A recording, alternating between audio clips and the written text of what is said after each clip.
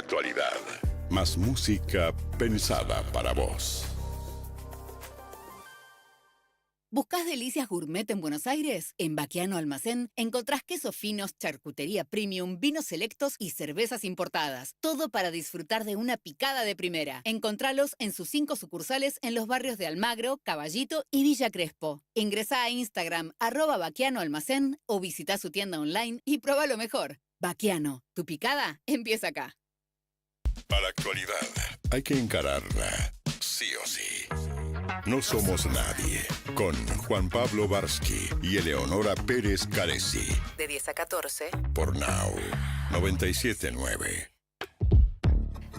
13:34 en todo el país. Saben que hay una tendencia, en realidad hay muchos estudios que dicen que si uno vuelve a escribir, porque prácticamente ya nadie escribe en papel y nadie usa su lapicera y sus hojas, todo es digital y todos estamos tipeando, hay muchos estudios que dicen que si uno volviese a escribir al papel, generaría nuevas conexiones neuronales y que al no hacerlo estamos perdiendo esa capacidad de esas conexiones en nuestro cerebro. Y esto es interesante más que nada por las nuevas generaciones, aquellos chicos que ya de movida, porque nosotros somos de una generación que estuvimos obligados en algún momento a la hoja y al papel. Somos la última generación analógica. Somos la última, exacto. De Somos hecho, la última. en mi caso literal, apenas egresé del colegio, no egresé, el año inmediatamente que seguía al mío fue el primero que tuvo computadoras del colegio. Claro. Yo no llegué a tener computadora del colegio, así que yo terminé, pero yo siendo tengo 28, analógico. así que de los 27 para abajo, todo con computadora. Bueno, por eso es interesante esto que están haciendo en Suecia. En Suecia vuelven al lápiz y papel. Es uno de los países más tecnológicos de Europa, pero está reduciendo la educación digital. Según cuenta este informe, el gobierno de Suecia defiende un renovado enfoque en los libros, el papel y los bolígrafos físicos en las aulas con el objetivo de revertir la caída de los niveles de alfabetización. Yo no sé bien, cuando hablamos de conexiones neuronales, no sé bien a lo que se refiere y qué cosas el chico va perdiendo al no aprender la disciplina de... Motricidad fina, quizás. Vamos a hablar con Irene Kitt, que ella es pedagoga, referente de Argentinos por la Educación, justamente para desandar este camino y para entender un poco sobre la importancia de que los chicos escriban en hoja con lapicera, manuscrito, como nosotros estábamos acostumbrados. ¿Cómo estás, Irene? Eleonora Pérez Caresi te saluda. ¿Qué tal? ¿Cómo están? Bueno, muchas gracias por dedicarle tiempo a cuestiones de educación y sobre todo un tema que en las familias y en las escuelas es algo que por ahí como para irse informando para tomar una postura. Así que sí, es algo que no le prestamos atención a esto de que no estábamos escribiendo más. De repente dejamos de escribir y empezamos a tipear y nunca supimos los cambios neuronales que esto nos podía generar. A ver, yo quisiera para tratar de ser breve y conciso y que queden ideas claras, justamente, que dejen buenas conexiones neuronales. Digo, la primera cuestión es dividir entre un lector en formación. Cuando digo un lector, digo uno que hace pensamiento matemático, uno que está construyendo conocimiento científico, una persona en formación de un experto. Okay. Nosotros tenemos la cultura digital en general, y creo que eso sí lo experimentamos aún los que ya peinamos canas y tenemos mucho recorrido, ¿no? En el uso de la palabra escrita, de las herramientas matemáticas y demás, pero digo, la cultura digital nos genera 3 hábitos de pensamiento, entre muchos otros, pero 3 hábitos de pensamiento que quiero destacar y compararlos con lo que se necesita para formarse como lector, formarse como pensador, como pensamiento científico, formarse en quehacer matemático. Bien. Y creo que es una experiencia que tenemos los adultos. Y digo 3 cosas. 1, atención dispersa, ¿no? Estamos en varias cosas a la vez, que redes, que correo, que scrolleo y todas las cuestiones. Atención dispersa, recompensa inmediata. Sí. Y pasividad, o sea, el que pone mucho las reglas de juego es la pantalla o el entorno, la red. Claro. Para aprender cuestiones, sobre todo de complejidad y queden bien grabadas como herramientas permanentes en su cerebro, necesitamos justo el contrario. En vez de atención dispersa, necesitamos atención concentrada. Claro. Y aún en temas que no nos gustan. En lo que nos gusta todos sabemos concentrar la atención. El tema es poder concentrar disciplinadamente atención. Segundo, poder postergar la recompensa, porque por ahí arrancamos un prueba matemático o la lectura de un texto y lo tenemos que leer 3 veces y aún así no lo entendemos del todo. Y tercero, mucha actividad. Entonces, estas 3 características, creo que esto tanto en niños, jóvenes, adultos, de la esfera digital, creo que si reflexionamos, todos sentimos que algo de esto hay, ¿no es cierto? 100%. Bien, entonces, cuando un niño está, y eso es de Suecia, pero está muy robustamente demostrado a través de las evaluaciones de la calidad de pruebas PISA, Sí. que es, digo, no lo pongo en una categoría así de verdad revelada divina, pero son estudios sistemáticos, serios, con mucho conocimiento. Es muy robusta la tendencia de excesiva pantalla conspirando contra el dominio de habilidades cognitivas clave, como la comprensión lectora, y me quedo en ese ejemplo para no agregar matemática y ciencias. Okay. ¿Por qué sucede esto? Primero, por esta cuestión que comentaba antes, y segundo, que un lector en formación es muy distinto a un hablante en formación. Cuando tú tienes niños, sobrinos, o lo que fuera, hijos, sobrinos, nietos, lo que fuera, todos le hablamos de una manera, a veces los hacemos medio los tontitos, le decimos cosas así, medio así cariñosas. Nada, claro, y cariñosas y a veces con diminutivos, Sí. viste, toda una lengua especial que en inglés tiene una expresión que es madres, ¿no? Salvo que tengan los poquitos que tienen una disfunción seria, los niños aprenden a hablar en el lenguaje o los lenguajes que se hablan en su entorno. Y no tenés que hacer una enseñanza explícita de la palabra oral, porque nuestro cerebro está preparado para aprender a hablar y comunicarnos en el idioma en el cual hemos crecido. Ahora, la palabra escrita es una creación cultural, no es del orden de la naturaleza, como la lengua oral, y para poder adquirirla necesitamos un largo proceso de reentrenamiento de sectores de nuestra cabeza que estaban preparados para otras cosas y se reentrenan para la palabra escrita. Tengamos presente que la humanidad tardó milenios en construir la palabra escrita, ¿no? O sea que no es una cosa que, todo el mundo lo entiende, no.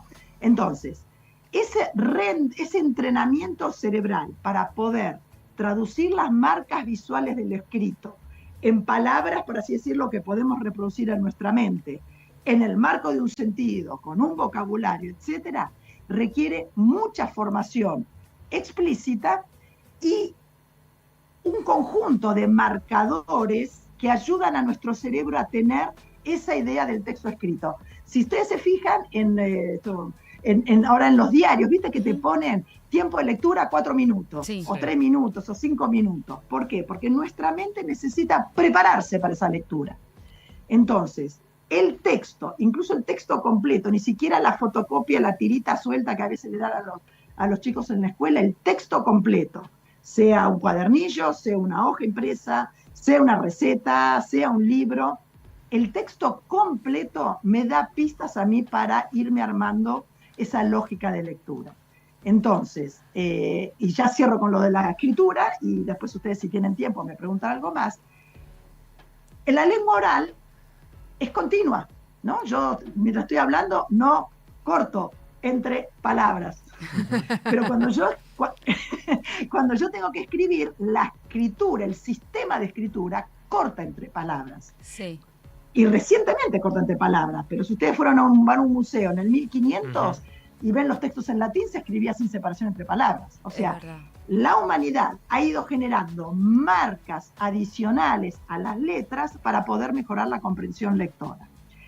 Entonces, cuando yo estoy aprendiendo un idioma, ya sea en la primaria o ya sea de adulto, yo cuando retomé mis estudios de inglés, también me recomendaron y lo tomé, volver a escribir manuscrito, porque ese fluir de lo manuscrito es lo más semejante a ese fluir continuo de las palabras, que es la lengua oral, y es lo más cercano que tenemos, por así decirlo, en la palabra escrita, a ese fluir de la palabra oral. Por eso es importante, sobre todo, al iniciar el dominio de la palabra escrita, profundizar, o sea, el tema de mientras haces ese esfuerzo, no por la motricidad fina, porque puedes tener una letra horrible, en mi caso, yo ya tengo siempre Letra de letra médico. fea, los varones suelen tener letra más fea. No es el problema de la motricidad fina, porque yo motricidad fina podría hacer bordado y tengo motricidad fina también. Claro. Sino por la conexión, las huellas que deja en mi cerebro la actividad que yo hago con mi mano. Ok. Irene, o sea, es la huella que deja mi cerebro el movimiento de la mano, no es el teclado, digamos, los dedos tocando teclas, porque yo puedo aprender a escribir teclando en la computadora y entender letras y poner mayúscula, minúscula, cambiar tipografía. No es lo mismo.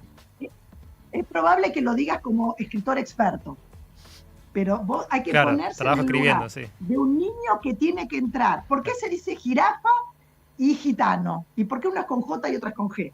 Y digamos, no es tan copia. La palabra escrita no es una copia tal cual de la lengua oral, tiene sus reglas propias. Y todo, ya te digo, la manera en que quede perdurable y que vayas construyendo y apropiándote de ese sistema de escritura. O sea, el sistema de escritura, ¿qué es? Con un conjunto restringido de símbolos, que son las letras, más los espacios entre letras, las tildes y otras marcas, yo puedo escribir cualquier palabra que se pueda pronunciar en un idioma. Fíjate que es totalmente distinto al lenguaje ideográfico, ¿no? Que es un símbolo, digamos, la escritura oriental, es un símbolo que no tiene para un concepto o para un conjunto de conceptos. La escritura alfabética es algo muy sofisticado como producto cultural. Entonces, y cerrando, por lo menos de lo que yo les quiero decir es, efectivamente, ayuda al niño, contacto con el texto impreso, manipularlo, entender cómo se distribuye en el texto, qué tan largo es, cuántas palabras se van repitiendo, si lo puedo marcar. Hay libros que se pueden marcar, que no se pueden marcar, perdón, y libros que hay que dar permiso para marcar, para encontrar palabras iguales, repetidas, etcétera. Y a su vez, la escritura, sobre todo, también en mi imprenta, pero sobre todo en cursiva, va ayudando a ese proceso de automatizar, leer un conjunto de hormiguitas que tienen que las letras, digamos, ¿no? Sí. Que si vos te abstraes de lo que saben las letras, ¿qué son? Unos dibujitos, es una guarda incaica, digamos, una palabra escrita, por así decirlo. Si vos le sacás el haber entendido eso. Y por eso la palabra escrita manualmente, los primeros años, hasta cuarto grado, te diría, tercer, cuarto grado, no es que es para todo.